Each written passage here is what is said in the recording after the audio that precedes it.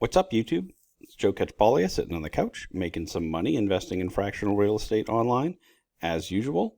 Today we have another Mogul property. This one was launched, I think they did their VIP launch yesterday, and I believe it's already live on the site today. It's another Houston area pad split. This one has a little bit better numbers than the McElroy. Stronger year one yield, 9.5, stronger average yield. This one looks a lot more like their average deal that we see. Maybe slightly below average still, but better than the last one we just saw. So I'm happy to say that. Hopefully, I'm really hopeful that they're able to continue with their really high quality average deal. I think, sometimes you're going to just have deals that come up that, are good enough, and maybe you're going to launch them if there's a lot of demand. It seems like there's a ton of demand for these Houston pad splits, but I was glad to see, hopefully there's not a deterioration in their average returns and whatnot, right? And only time will tell, but just like any other one, we're going to do some due diligence on this one. It's the Scheffler. Again, I think some sports reference that I'm not getting. It's a 9-bedroom, 3-bathroom home. Everywhere I looked, it shows that it's 1,900 square feet. It seems tough that they're cramming 9 bedrooms into that, and so I kind of wonder if well, let me show you a picture of it. You can see there's a converted, this was a garage and it was converted to space, and I'm curious if that's maybe not being picked up in the actual square footage because it was a renovation after the fact. I don't know that that's the case, but otherwise, I mean, that's really tight fitting 9 bedrooms into less than 2,000 square feet. I have a friend who invests in some pad splits, and he's always trying to get 8,000 square feet or 8 bedrooms into 2,000 square feet. And he thinks 2,000 is the minimum to fit 8. So I don't know how you'd be getting 9 in there if that's actually the case. Fully renovated early last year. Delivered fully furnished, consistent cash flow, and blah blah blah. I don't know why we're giving you the blah blah blah there, but this is it's something that we just see from them over and over again. We're getting properties that have a proven track record. At least they're saying year one underwriting set below T12 actuals. I mean, really, it's kind of funny. I start to gloss over this stuff. But if you compare these properties and what they're doing to a lot of the other platforms, it's night and day, right? I mean, I just come to expect that, yes, they have consistent occupancy, that they have cash flow, that we've seen, that the properties are doing all the things that we've come to expect from them, right? It's a $400,000 purchase price. Like I said, numbers very much more in line with what we've come to expect. I'm not going to go into the Houston market. I just talked about the other one in Houston a couple of days ago, and we've done a bunch. So I think we've looked at the reasons you might want to invest in Houston quite a bit. Let's take a quick look at the property itself. I don't love these garage conversions. You see this a lot. People do it even just for smaller homes here in town that they're trying to convert to a 2-bedroom to a 3-bedroom. We've always had a problem leasing these for regular rentals. I think for a pad split, it's completely different though, because they're not using the garage typically, and so I think it's space that gets utilized better in this scenario. And you don't have you're already having you're typically not using the garage anyway as parking. The property, yes, it looks renovated, but it's not. It's interesting. Like the kitchen or the countertops look nice. But I don't know. I don't know that anybody really likes this kind of tile floor anymore. It was popular for a certain period of time. Maybe it's coming back, and I just don't know about. But the kitchen and bathrooms look nice.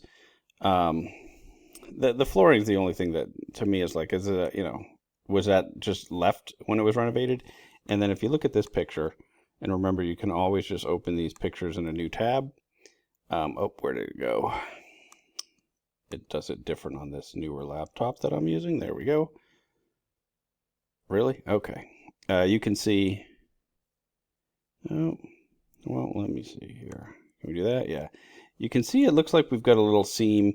Sometimes this will be, you know, it can happen for all different reasons, right? So it's not necessarily an indication of a problem, but I just wanted to point it out because I noticed it. Sometimes that's all we're doing, right? I mean, all we can do is look at all the pictures, try to figure out what we can figure out. Oh man, can I not get rid of this now? Hitting escape doesn't work. Oh, there we go. Okay. It is 3:41 a.m. It's been a little bit of a long day for me. I guess you guys can tell that. I'm going to try to make this a relatively quick video. I'm going to jump into the easy stuff and close those windows first. FEMA flood map looked perfectly good to me here. You know, we can see some of the flood zones over here. So in that regard, you know, this already is looking a lot better than the McIlroy to me, right? We've got better average numbers. We're not in any, you know, we're not in the shaded X. We're just in a regular X flood zone. Pretty happy about that. I was just looking up the county info earlier, and then I left that up. Let's see. Oh, great. What is my laptop doing? I felt like I paid up and got a pretty good one. It's still, I think, just the screen recorder. I really needed a new one. So if anyone has an app that they like to use for recording screens and videos like this, because clearly this one that I've been using just constantly has problems. This is the spot crime map. It looks amazing compared to most places that we look at. I mean, this is going all the way back to January 10th through 9/10. You know, and there's hardly anything. I mean, and it's still a pretty big area. So one of the things that I'm curious about is if there is some sort of reporting issue in this area, or is it really just this is that much safer than a lot of the other places we've looked at?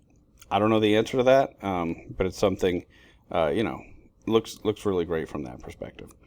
Okay. I did want to point out, so one of the things that I'm always concerned about is parking for these types of properties. And right now, you know, it has been operating, and I don't think that there would be a problem with parking because you have this big strip of land here that's undeveloped, right? And so on both sides of the road, you know, street parking, you could just park all the way down this street. This is the home. This looks like, yeah, this is captured March 2024. This is a dumpster. This is probably around when they were doing the renovation. But you can see, okay, yeah, absolutely no problem parking in the street because, well, all this is not developed.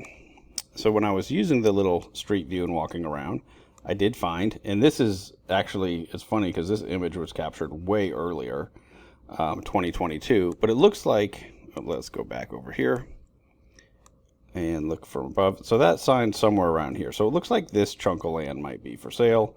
Now, I don't know if it includes this whole thing or not. Let's see when we zoom in here. How are these cut up? Yeah, so these are pretty big pieces. So what? This doesn't even have an address on it. That's kind of interesting. So maybe it's just, you know, one of these. But at some point you'd expect, I mean, I don't see a reason this isn't a flood zone. I don't see a reason this won't eventually get developed. And if it does, and I don't know, I also don't know what's going on with this little track here. That actually looks kind of strange. What do we got going on there? Oh, okay. So I don't think this is, right? Because this is like their little drainage field.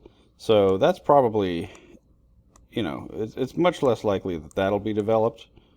So that's good news. So then you could, you know, have street parking there. But I'm not sure if there's really a reason why you would see this land not get developed. And so if it does, you know, you could imagine, are we going to have more of a parking problem than we have now? Because the property itself, I mean, it doesn't have a ton of parking, right? We're talking about 9 bedrooms. You put 2 cars here, you put 2 cars there. Okay. Now where else are we putting them? Are we just parking over here? Yeah, maybe, right? And if you're not going to develop that, then you have this long stretch. I can see this being okay. But I also think that it's possible that we lose some of it. Normally, I don't think it's the end of the world if you have like 5 or 6 parking spots for a pad split with 9 people. But I also did not see buses anywhere nearby. I couldn't find a bus stop or bus route. I tried using, directions, using the directions and trying to do like take transit, and it wouldn't let me use transit directions anywhere.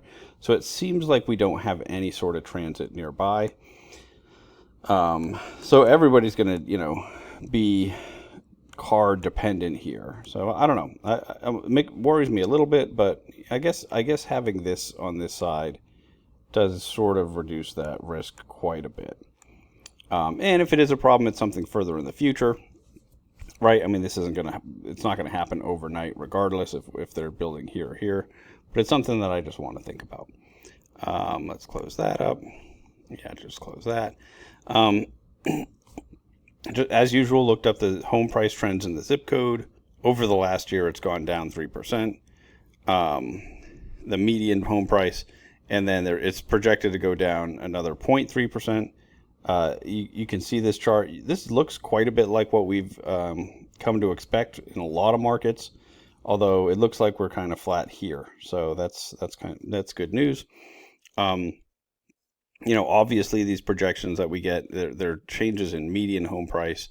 It doesn't necessarily mean that our property is gonna move the way that this one does. But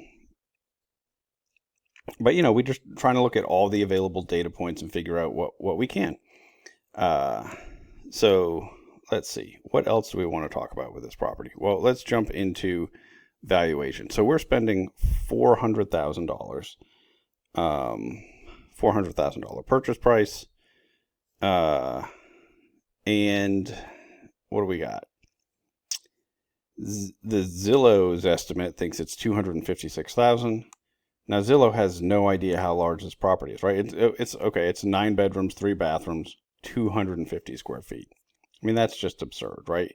And when it's doing its math, one of the things that Zillow takes into account is like, what things sell for per square foot. So I'm not terribly worried about this number because obviously it has bad data.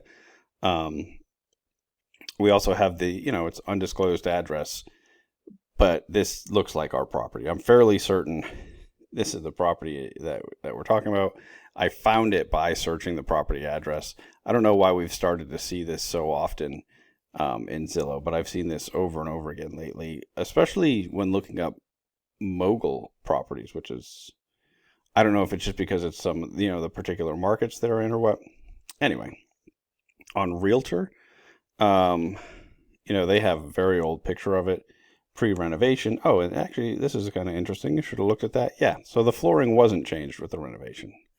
All right, good. I'm glad I'm not just going crazy, right? Like, sometimes I do wonder if my thoughts on what something should look like are just different based on properties I'm seeing all the time. Now,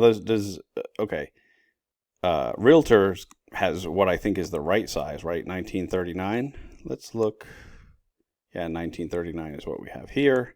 Sometimes we have different amounts in these two. Yep, but 1939 square feet. So it's not bad data there, but they're also saying 258,000. It's so tough for me to understand how we're so far off. Now, this was the case too when we were looking at the McIlroy. Is all of the third-party sites like this were just giving us, okay, and this one, 258 to 312. Okay, it's a better range. It's still, and the actual estimate is 270. I really don't understand how we can be so far off.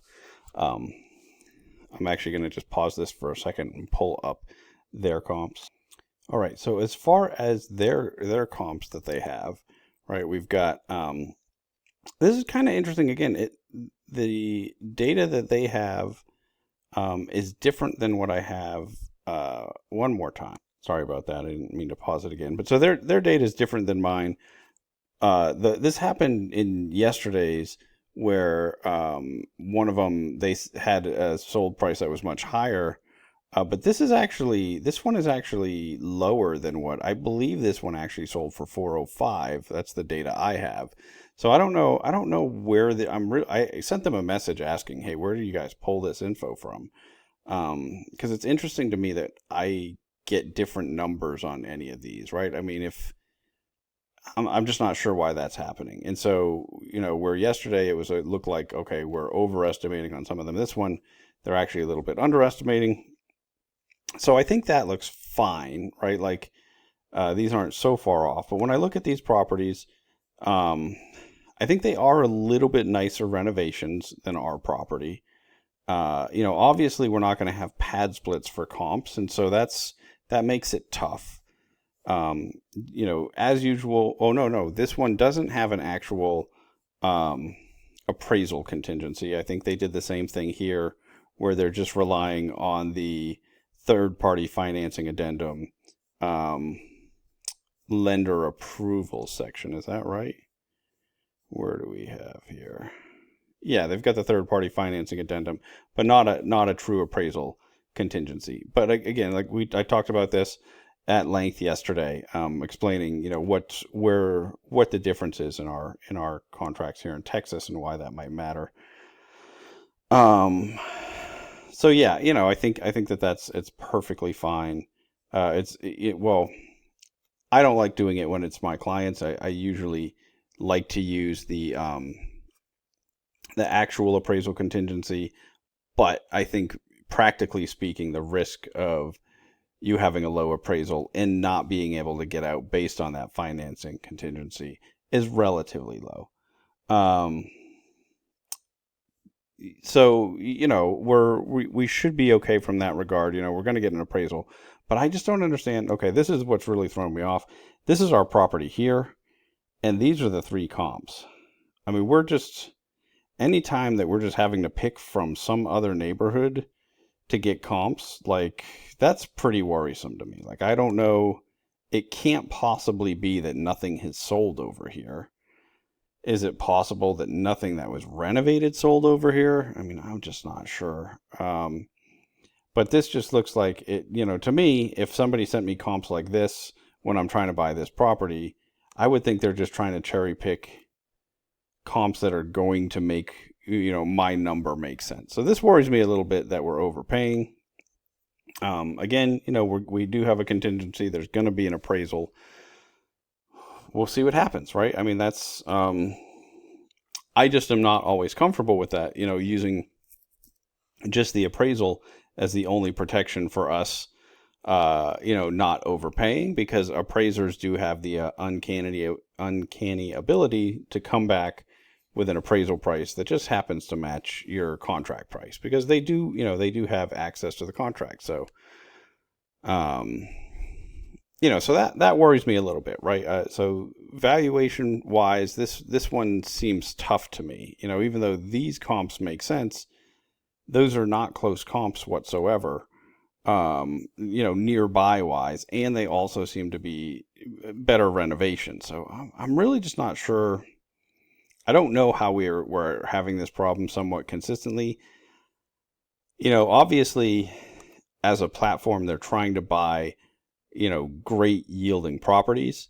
And so, you just really can't have everything, right? And so in order to continue to provide those, I mean, I think what's happening, I mean, at least from my perspective, is the thing that you have to give up on a little bit is the valuation side, right? Like, it is, because it's coming furnished, it's coming as an operating business. You've got your tenants in place. A lot of times, whoever's selling it to you is going to want you to pay more than maybe this house is worth, to just an owner occupant who's going to buy this to live in it, right? And so hopefully we don't see this getting pushed more and more in that direction. So it is something that concerns me a little bit. I didn't mention it initially, but this is another one that is 9 bedrooms. And if you've watched some of my other videos about Padsplit and about these Padsplit properties, when we get to 8, 9, 10 bedrooms is when I do start to get worried about, future regulation, somebody cracking down on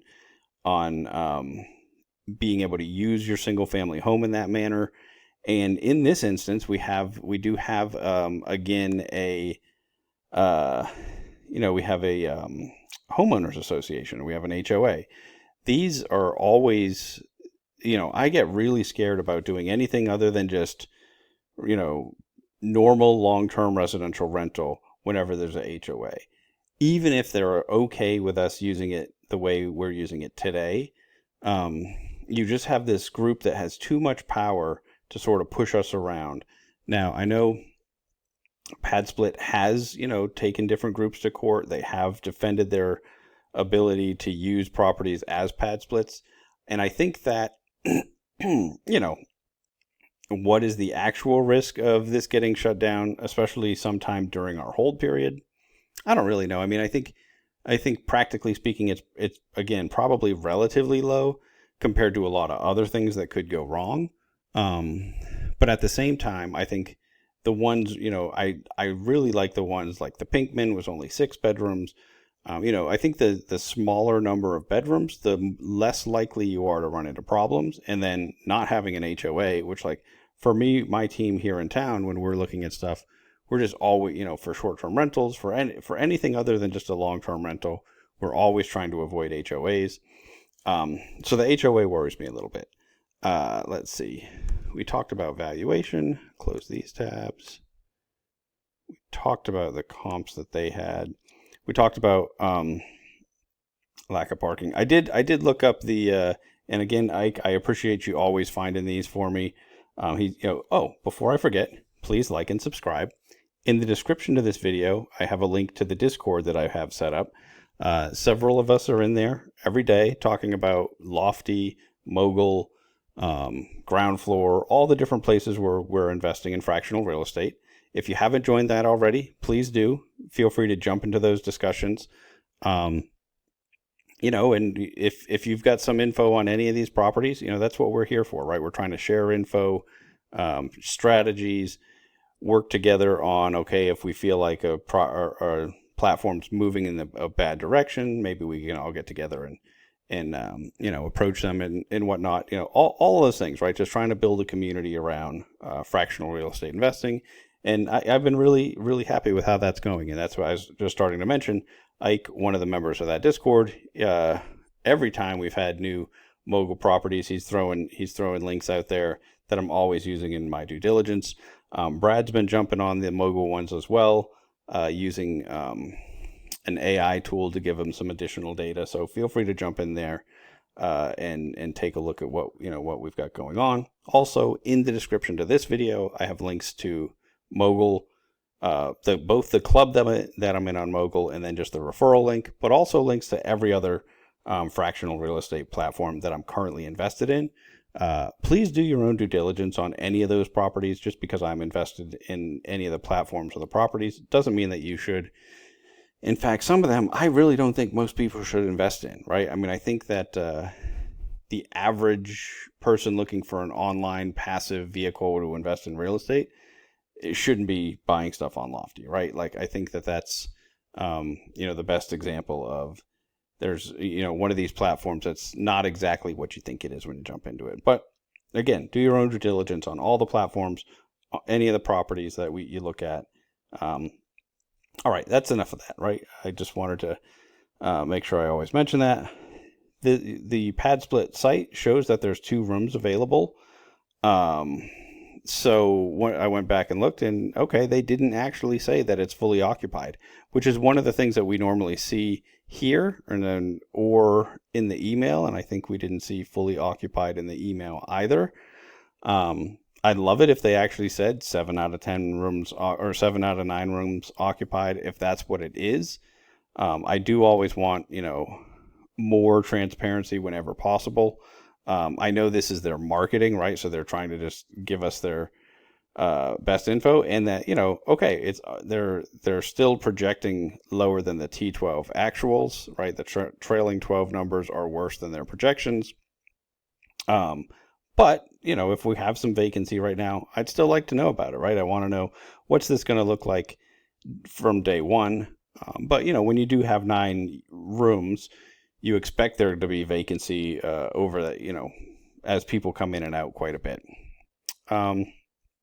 Speaking of their projections, I did want to just jump in and look at, just like always, okay, so we've got 14.9% average yield, 14.3% IRR, and again, their year one yield, which I think is much more important than their average yield, 9.5%. Is that the same as we saw over here? I think it is, right?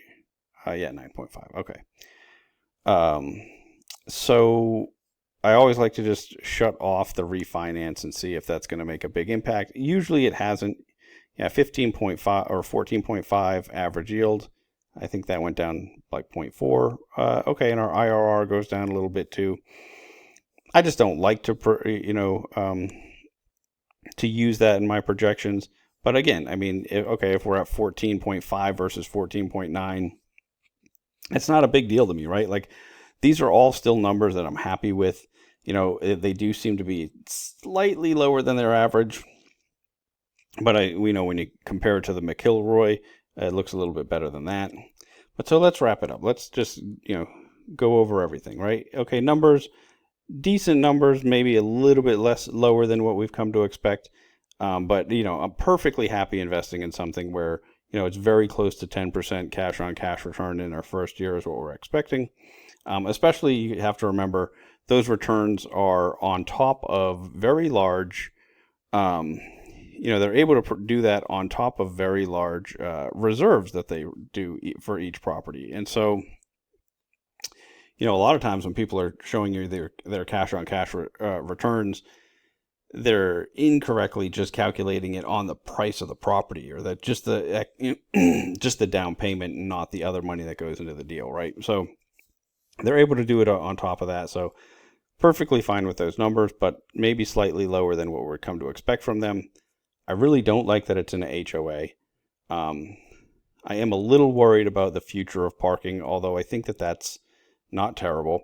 But the biggest one is the valuation for me just seems really tough. Like, I don't like that they're giving us 3 comps that are just not even in the same neighborhood. I mean, this just makes no sense to me.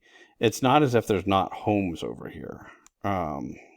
So that's the most worrisome thing. I don't understand why we're doing this. And I mean, this is like a tight cluster, right? Like, if I have to go outside of my neighborhood, well, I want to take some over here, and I want to take some over here, and I want to go around my property and sort of get something that looks a little bit more like an average, than to just move. And I don't know. I mean, maybe they are very similar neighborhoods, but Zillow and Redfin and Realtor seem to think that the valuation's much different as well. They don't know the level of renovation and whatnot, but still, I don't know. So those are my main issues with this one. I think it's another one that I'm going to pass on. I don't know. They put out a lot of deals. I've really liked most of the deals, right? And I've passed on quite a few lately. I don't know. I don't think that I'm becoming more conservative how I'm looking at them. I mean, maybe one thing is that I got spoiled by some of their earlier deals, because early on, they weren't putting properties out quite as fast, right? And so I think maybe they had the ability to be a little bit more selective than they are now, because as they just keep selling out properties quickly, I think it's going to be perfectly natural for them to test the boundaries of, okay, if we need to kick up volume a little bit, and we're still putting out good deals, but maybe not amazing deals. Where do we draw that line before people stop buying these?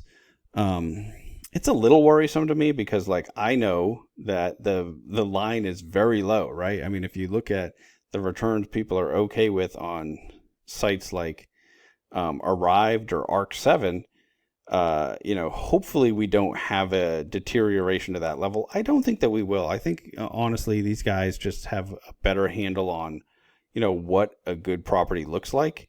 And this one, I think if it weren't for the HOA, I'd be much more inclined to invest in it. And the other thing too is, if I had a better sense of the valuation, I could go back and pull up comps. But for me, I really do not like to invest in HOAs. I just don't want this other group that is really, that has the ability to make my life difficult, right? And make it difficult for our the members that are staying in our Padsplit as well. So anyway, I'm passing on this one. Hopefully we'll get back on track and I'll start to buy. I mean, I did just buy some of the Swift a few days ago, right? So it's not as if I'm just passing on everything that they have up. I still am sort of on the fence about if I'm going to invest in the Alcaraz or not. I know that was one that I didn't like at the end of the video tell you what and Brad called me out for that. It's like, you didn't actually mention if you're buying this or not. It is just, it's a very unique property. So I've gone back and forth and I think we have time right now. So I'll keep looking at it, keep digging in and just see what else has come up in the meantime, right? I mean, they were giving us so many opportunities to buy good deals. You just don't have to buy every one, right? And as long as, it just depends on you, right? Do you have a bunch of capital that's just sitting there doing nothing? I'm a little bit in that boat right now. I would like to be putting more to work, but at the same time, you got to remember, I don't say this enough anymore.